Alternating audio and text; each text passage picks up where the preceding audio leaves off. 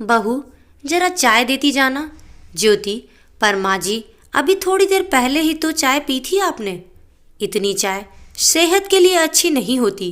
सरोज जी, अब तो मुझे सिखाएगी। यह मेरी आदत नई तो नहीं है, पर देख आज भी चुस्त दुरुस्त हूँ। ज्योति, पहले कुछ नहीं हुआ तो इसका मतलब यह नहीं कि अब भी कुछ नहीं होगा। उम्र भी तो बढ़ रही है और आए दिन आपको एसिडिटी होती रहती है। सरोज जी, हाँ, तू तो चाहती है मुझे कुछ हो जाए और तू मुझे बुढ़िया कहना चाह रही है। तेरे से तो अभी भी स्वस्थ हूँ। अरे, तुझे तो अभी से ही इतने दर्द रहते हैं जो मुझे भी उम्र में पीछे छोड़ जाएं। बड़ी आई मुझे ज्ञान देने वाली।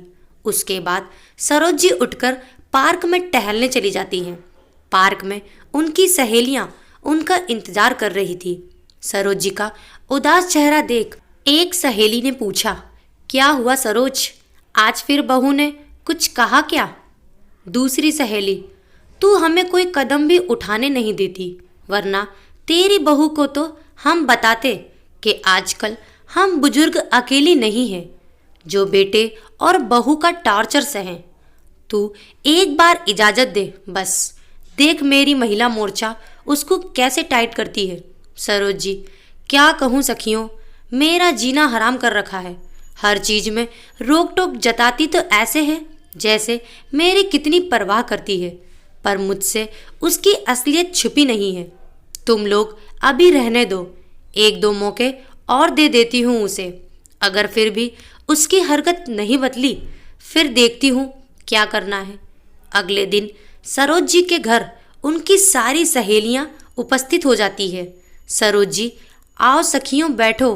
फिर वह ज्योति को आवाज़ लगाकर कहती है, बहू, जरा मेरी सहेलियों के लिए चाय नाश्ता बनाओ। ज्योति बाहर आकर इतने लोगों को देखकर हैरान ही हो जाती है। फिर वह सरोज जी को अंदर आने को कहती है। सरोज जी से रसोई में ज्योति कहती है, यह क्या माँ जी, अचानक से इतने लोग, पहले तो बता दिया होता, मैं नाश्ता तैयार रखती। अभी मैं अचानक से क्या क्या बनाऊं? सरोज जी, तो मेरी सहेलियां कोई भुक्कड़ नहीं है जो तुझे ढेर सारा बनाना पड़े। बना दे पकौड़े और चाय। यह कहकर सरोज जी बाहर आती हैं और उनकी सहेलियां उनसे पूछती है, क्या कहा तेरी बहू ने? सरोज जी, और क्या कहेगी, अब मुझे इस घर में किसी को बुलाने से पहले इस महारानी की इजाज़त लेनी पड़ेगी। एक सहेली, रुक, आने दे उसे बाहर, आज उसकी खबर लेती हूँ। थोड़ी देर बाद ज्योति चाय पकोड़े लेकर बाहर आती है और सबको परोसने लगती है। सारी औरतें उसे एक अपराधी की तरह देख रही थीं, पर ज्योति इस बात से अनजान अपने काम में लीन थी। जैसे ही पकोड़े की एक प्लेट सरोज जी उठाने लगती हैं, वैसे ही ज्योति कहती है, माँ जी, आप मत खाइए, आपने थोड़ी देर पहले ही तो। इससे पहले वह अपनी बात खत्म कर पाती, सरोज जी की एक सहेली तून कर कहती है, बस करो ज्योति, अब बहुत हो गया तुम्हारा अत्याचार। तुम्हें क्या लगा तुम अत्याचार करती रहोगी और सरोज सब बर्दाश्त करती रहेगी? क्योंकि वह अकेली है। मेरा एक एनजीओ है जहां हम सरोज जैसी महिलाओं को इंसाफ दिलाते हैं। इस उम्र में उन पर जो अत्याचार उनके अपने ही करते हैं, उनको सजा दिलाते हैं। वह तो खैर मनाओ सरोज जी का, जो अब तक उसने ऐसा कुछ करने नहीं दिया। ज्योति यह सारी बात सुनकर हैरान थी कि उसने कभी सरोज जी को सताने के इरादे से नहीं रोका। वह तो उनकी भलाई चाहती थी, पर सरोज जी ने यह सब बड़ा चढ़ाकर उसकी चुगली अपनी सहेलियों से की। ज्योति किसी को कोई जवाब दिए बिना ही वहाँ से चली जाती है। सरोज जी की सहेली, देख सरोज, बोलती ही बंद कर दी। मैंने तेरी बहू की, जी भरकर खा पकौड़ी। मुझे लगता है जो डोज इसे आज मिला है वह अब तुझ पर हुक्म चलाने के पहले 10 बार सोचेगी। सरोज जी भी हंसकर पकोड़े खाने लगती है। थोड़ी देर बाद सरोज जी अचानक से अपना पेट पकड़कर कराहने लगती हैं। सरोज की सहेलियां क्या हुआ सरोज? कहीं तेरी बहू ने पकोड़े में कुछ मिला तो नहीं दिया ना? दूसरी सहेली, कैसी बात कर रही हो? हमने भी तो वही पकोड़े खाए हैं। इतने में ज्योति एक दवाई लेकर आती है और सरोज जी को देती है।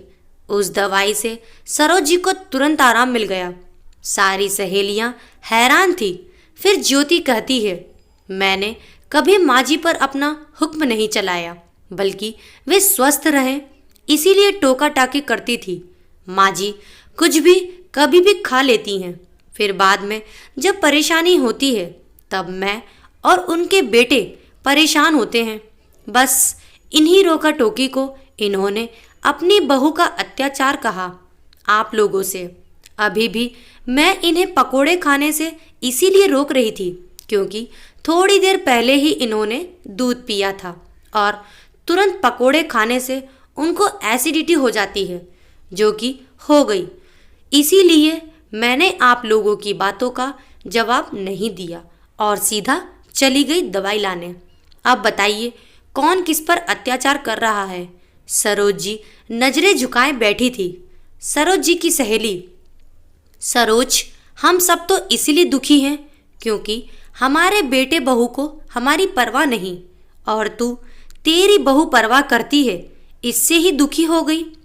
खुशकिस्मत है तू जो तुझे इतनी अच्छी बहू मिली।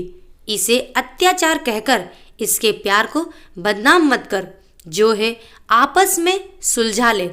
बाहर कानाफूसी करके अपने रिश्ते को बिगड़ने मत दे। अब से तू हमारे दल में शामिल तो रहेगी, पर अब से हम अपनी बिटिया ज्योति के खिलाफ कुछ नहीं सुनेंगे। सरोज जी बस बस, इसे बिटिया कहकर मुझे पराया तो कर दिया तुम लोगों ने, पर इस कारण मेरी बहू कभी मुझसे पराया तो नहीं होगी। नहीं होगी ना बहू? सरोज जी ज्योति से पूछती है। ज्योति सरोज जी को गले लगाकर कहती है, नहीं माँ जी, पर इसके लिए आपको भी अपने चटोरेपन को पराया करना होगा। सभी हंसने लगते हैं। आशा करती हूँ दोस्तों आपको ये हमारी कहानी जरूर पसंद आई होगी। अपने विचार हमें कमेंट बॉक्स में लिखकर ज़रूर भेजें और हमारी कहानी को लाइक करें और ज़्यादा से ज़्यादा शेयर करें। अगर आप हमारे चैनल पर नए हैं तो हमारे चैनल को सब्सक्राइब करना ना भूलें। Thank you.